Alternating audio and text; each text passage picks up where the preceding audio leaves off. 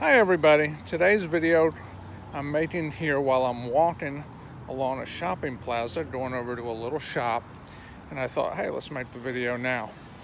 And today what I want to talk to you about is just design. And what I mean by design is, as a real estate investor, don't get too caught up in design. I've done a number of deals, whether it's rehabs or new construction, where we got heavy into design and got into all these fancy ideas and fancy finishes and all this crazy stuff. And don't get me wrong, they are absolutely beautiful. However, what I've learned is they cost a lot of time and money, and you can do without both. So I've just learned the best design policy is to just don't spend time designing. Keep it simple. Don't over renovate. Don't overthink it. Don't over anything.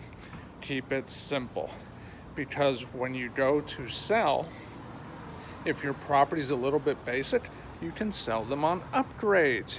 And now at that point, you're not having to guess whether they want something more upscale. The buyer will tell you exactly what it is they want, and they're willing to pay for it. This saves extraordinarily amounts of time in all this. Plus, you can now spend your time buying stuff off the shelf rather than picking out all these special tiles and hardwood, funky things and fancy fixtures. There's just no point in any of it. Keep it simple, simple, simple.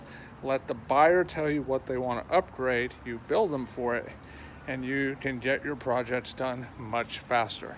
I've tried it the other way, and the biggest lesson I've learned, just stop designing. Keep it simple. So anyway, hope that helps you. Talk to you soon. Bye.